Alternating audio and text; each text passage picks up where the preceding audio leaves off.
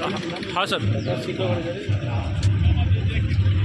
माननीय प्रधानमंत्री जी का सपना है कि विकसित भारत संकल्प यात्रा के माध्यम से भारत सरकार की और राज्य सरकार की जितनी भी जन कल्याणकारी योजनाएं हैं उनका वास्तविक लाभ पात्र लोगों तक पहुँचे और हर नागरिक के ध्यान में ये बात आए कि राज्य सरकार और भारत सरकार की कितनी कितनी जन कल्याणकारी योजनाएं हैं, उनके लिए पात्रता क्या है और जिन पात्र लोगों को अब तक इन योजनाओं का लाभ नहीं मिला है उनको उन योजनाओं का लाभ मिलकर 2047 तक हमारा राष्ट्र विकसित राष्ट्र बन सके, इसी को ध्यान में रखकर उन्होंने इस यात्रा का शुभारंभ किया। ठीक है सर। हाँ मैम। विकसित भारत संकल्प यात्रा का माननीय प्रधानमंत्री महोदय जी ने आज राजस्थान प्रदेश में शुभारंभ किया। उसी क्रम में हमारे माननीय मुख्यमंत्री महोदय ने जयपुर से इसका राज्यव्यापी आरंभ किया है, शुभारंभ किया है। इसी क्रम में आज हमने ज़िला लेवल पर इस यात्रा का संकल्प यात्रा का शुभारंभ किया है, जिसमें हम अपनी 160 पंचायतों में ग्राम पंचायत वार हमने शेड्यूल जारी कर दिया है, जो 16 से 23 तारीख तक लगातार चलता रहेगा। प्रत्येक ग्राम पंचायत में हमारी गाड़ी सुबह 10 से 2 बजे तक और दूसरी ग्राम पंचायत में 2 बजे से 6 बजे तक रहेगी। यदि हमारा जो कैंप है वो पूर्ण समय तक वहाँ पर रहेगा। सभी जनवासियों से, जिलावासियों से मेरा निवेदन है कि अधिक से अधिक इन कैंपों का लाभ उठाएं। बहुत सारी योजनाएं हैं जो महिलाओं से, बच्चों से, फार्मर्स से रिलेटेड है। इवन आयुष्मान कार्ड जो हमारे सभी स्वास्थ्य संबंधी योजनाओं से संबंधित है, उन सभी का पूर्ण रूप से लाभ उठाएं और इस कार्यक्रम को सफल बनाएं। मुझे उम्मीद है हमारा ये स्वप्न विकसित भारत संकल्प 2047 बहुत ही जल्दी पूर्ण।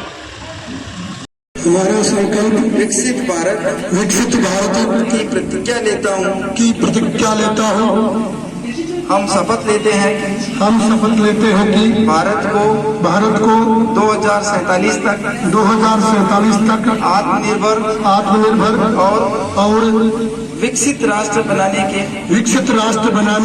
सपने को साकार करेंगे। गुलामी की मानसिकता को जड़ से उखाड़ फेंकेंगे। देश की समृद्ध विरासत पर गर्व करेंगे।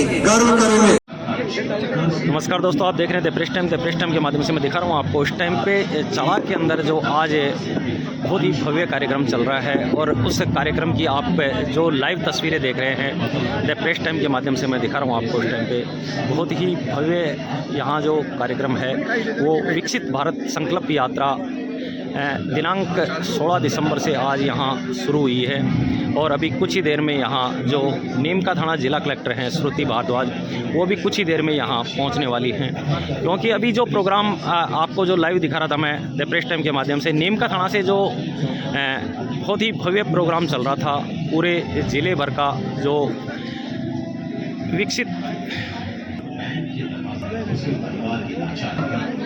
विकसित भारत संकल्प यात्रा के अंदर जो लोग पहुँचे हैं, यहाँ के पूर्व सरपंच भी हैं, वर्तमान सरपंच भी हैं, ग्राम पंचायत चढ़ा के अंदर आज 16 दिसंबर को, और जो बाकी कार्यक्रम अभी यहाँ से जो शुरुआत हुई है नीमका थाना से, कल से आपको जो प्रोग्राम हैं वो पूरे लाइव द प्रेस टाइम के माध्यम से मैं दिखाऊंगा।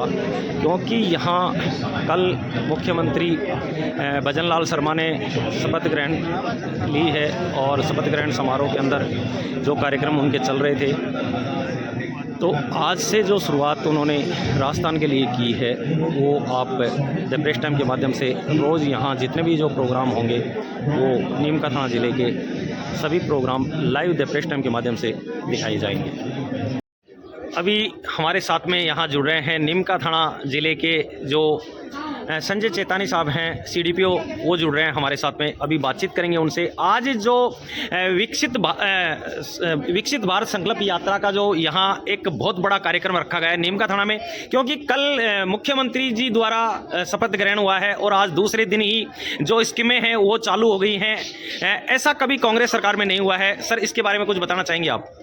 ये विकसित भारत यात्रा केंद्र सरकार की जन कल्याणकारी योजनाएं जो हाशिए पे छूटे हुए लोग हैं उन तक पहुंचना और ऑन स्पॉट उनका रजिस्ट्रेशन करने के लिए चलाई जा रही है, क्योंकि राजस्थान में आचार संहिता लगी हुई थी। आचार संहिता के हटते ही ये कार्यक्रम अभी प्रधानमंत्री जी इसको फ्लैग ऑफ कर रहे हैं और इसके बाद में जिला स्तर पे अपन भी ये कार्यक्रम कर रहे हैं यहाँ पे।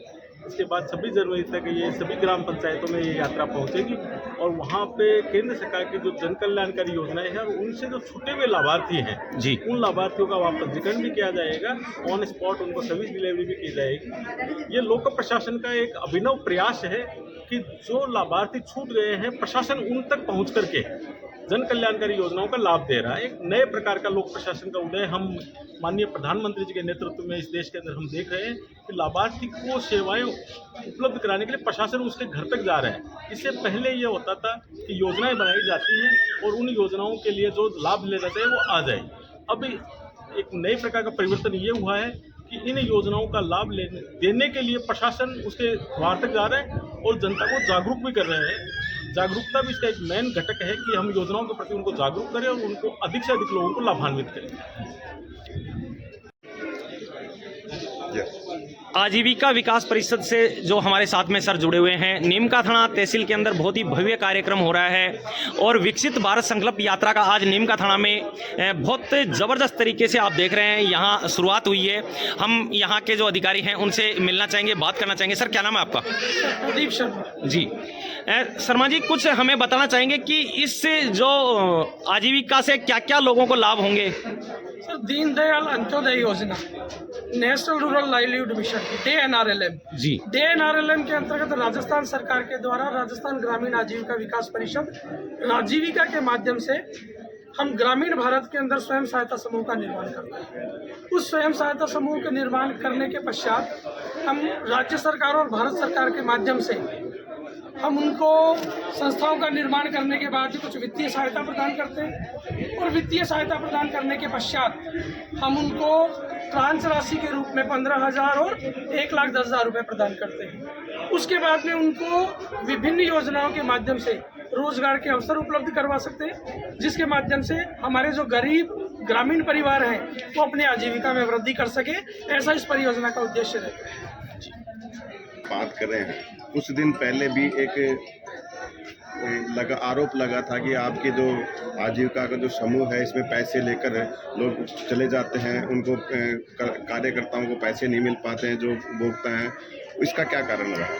सर, इसमें कई बार क्या हो जाता है कि जब आप फील्ड लेवल पे काम करते हैं, ग्रास रूट लेवल पे काम करते हैं, तो कुछ इस तरह का जिस कैडर के साथ या जिस व्यक्ति के साथ प्रॉपर जो जैसा चाहते हैं वैसा नहीं हो पाता, ऐसी स्थिति में वो आरोप लगा देते हैं। बाकी ये त्रिस्तरीय संरचना है, यहाँ पर क्लस्टर लेवल फेडरेशन से लेकर के स्टेट लेवल तक इसकी पूरी मॉनिटरिंग होती है। इसलिए अगर कोई ऐसा वाकया आता भी है तो नियमानुसार उनकी जांच की जाती है, जो क्लस्टर लेवल से प्रारंभ होकर स्टेट लेवल तक चलती है। और जो भी दोषी होता है निश्चित रूप में अगर ऐसा कोई वाकया होता भी है तो उसका को नियमानुसार उनको उसका निस्तारण करवाया जाता है। जिस तरीके से जानकारी आपको भी है, मेरे को भी है, पिछले दिनों नीमका थाना में ऐसा हुआ था, लगभग 1.5 से 2 लाख रुपए लेकर एक आपके आजीविका में काम करने वाला व्यक्ति लेकर चला गया था। उसका क्या कारण रहा? नहीं, खैर कोई व्यक्तिगत नाम से लेकर के आप बता रहे तो उसकी मुझे जानकारी नहीं है, लेकिन अगर ऐसा कहीं हुआ भी होगा या होता भी है तो निश्चित रूप में विभागीय माध्यम से उसकी जिला स्तर से ब्लॉक स्तर से उसकी पूरी की पूरी कमेटी बना करके नियमानुसार जांच होती है और उस पूरी की पूरी जांच को पारदर्शिता के साथ हम स्टेट लेवल पे और डिस्ट्रिक्ट लेवल पे रखते हैं और जो भी दोषी पाया जाता है उससे रिकवरी करवाते हैं और उसको नियमानुसार जो भी कानूनी रूप में जो सजा उनको मिलती है, जो भी रिकवरी के माध्यम से जो किया जा सकता है वो पूरा करवाया जाता है। धन्यवाद। आज के कार्यक्रम के बारे में बताएं। आज का कार्यक्रम जो प्रधानमंत्री जी का चल रहा है उसके अंदर हमारे डिपार्टमेंट पोषण माह के बारे में बताएगा। पोषण माह के मतलब गर्भवती महिलाओं को मोटे अनाज, हरी पत्तेदार सब्जियाँ इनके बारे पानी के बारे में बढ़ावा देने के लिए बताया जाता है और बच्चे का अन्नप्राशन करवाया गया है। मैडम, विकसित भारत संकल्प यात्रा का जो आज कार्यक्रम यहाँ हुआ है नीमका थाना के अंदर, तो इससे क्या संदेश दे रही हैं आप नीमका थाना जिले को? नीमका थाना जिले को हम पोषण के बारे में संदेश दे रहे हैं कि जो गर्भवती महिलाएं होती हैं वो हरी पत्तेदार सब्जियां, मोटा अनाज ये खाएं, जिससे उनमें खून की कमी नहीं आएगी और उनकी गर्भावस्था जो है वो सुचारू रूप से चलेगी। जी नहीं मैडम, जिस तरीके से अब सुनने में आ रहा है कि जो आंगनबाड़ी कार्यकर्ताओं को लगा रखा है आपने, और उनको जो महिलाएं हैं जिनको जरूरत पड़ती है उनको पूरा सामग्री नहीं मिलती, इसके बारे में क्या कहना चाहेंगे? सामग्री तो देखो जो केंद्र में पंजीकरण करवाती है उनको सबको मिलता है। कई बार ऐसी आए हैं कि उनको नहीं मिल पाता। ऐसा देखो आजकल सब कुछ ऑनलाइन हो गया है, उसके लिए डॉक्यूमेंट लेने पड़ते हैं, आधार कार्ड है, फोन नंबर वगैरह ऑनलाइन हो गया, तो जो डॉक्यूमेंट जमा करवाता है वो सबको मिलता है। मैम आपका नाम और पद? नाम मंजुला खिवाल, महिला पर्यवेक्षक। जी मैम। महिला पर्यवेक्षक। महिला पर्यवेक्षक जी। कनेक्शन जो आप दे रहे हैं किसको दे रहे हैं? ये जो बीपीएल परिवार है, गरीब परिवार है, उनका राशन कार्ड में कोई भी कनेक्शन नहीं लिया हुआ, उनको ये कनेक्शन उपलब्ध कराए थे। जिस तरीके से उज्ज्वला गैस के जो कनेक्शन चले थे तो उस टाइम पे भी बहुत ऑब्जेक्शन उठे थे कि आप पैसे लेते हैं, तो इसके पैसे क्या वास्तव में लिए जाते हैं? नहीं, पैसा इसका कोई चार्ज नहीं है। जो इसका डीवीसी कनेक्शन देते हैं हम, उसका चार्ज होता है। इसमें क्या है कि एक कनेक्शन है, एक सिलेंडर, रेगुलेटर, पाइप और गैस चूल्हा, ये फ्री मिलता है। तो चार्ज जो बता रहे थे लोग कि आपके ऊपर आरोप लग रहे थे कि चार्ज लेते हैं, तो वो किस तरह का चार्ज वसूल करते हैं? चार्ज नहीं होता है सर, वो जैसे अब एक कनेक्शन फ्री मिलता है, तो अगर उसको डीबीसी लेना है ना जी, तो उसका चार्ज लगता है। जो दूसरा सिलेंडर लेते हैं ना अपन उसमें जी, उसका चार्ज लगता है। अच्छा, एक सिलेंडर जो मिल रहा है प्रधानमंत्री जो उज्ज्वल योजना है उससे मिल रहा है, उसका कोई चार्ज नहीं है। डीपीसी जो दूसरा सिलेंडर लिया जाता है उसका जो चार्ज आप वसूल कर रहे हैं, क्या चार्ज लेते हैं उसका? सर उसका है 2200 रुपये तो सिक्योरिटी है जी, और जो फिलहाल जो प्रेजेंट में जो उसका रिफिल रेट है वो लगता है, बस यही उसको। हमारी प्राथमिकता है, उनको भी हम पूरा करना चाहते हैं।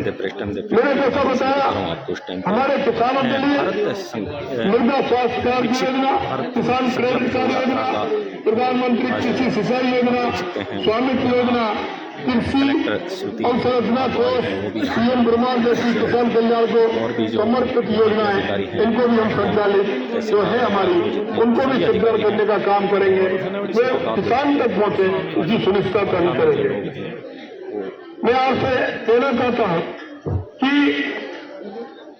गरीब की सेवा, वंचितों को सम्मान, डीबीटी, बिजली और पानी, शौचालय जैसी सुविधाएं गरीब तक पहुंचने से जमीनी स्तर पर जो क्रांति आई है, निश्चित रूप से महिला उत्थान के विषय में, क्योंकि आप देख सकते हैं माननीय यशस्वी प्रधानमंत्री जी ने महिला उत्थान के लिए जिस तरह से काम किया है, और मैं ये विश्वास दिलाता हूं हमारी बहनों के अंदर और हमारी महिलाओं के अंदर जो विश्वास पैदा हुआ है माननीय यशस्वी प्रधानमंत्री नरेंद्र मोदी जी के प्रति, वो आपको दिखता है। मेरे विश्वास है और इस विश्वास से मैं कह सकता हूं कि हमारी सरकार गरीब एवं शैक्षणिक संस्थाओं में आरक्षण, कौशल विकास, हर घर नल से जल, सस्ती और सुलभ स्वास्थ्य सेवा, व्यापार सुगमता जैसे अहम कदम हमारी सरकार उठाई।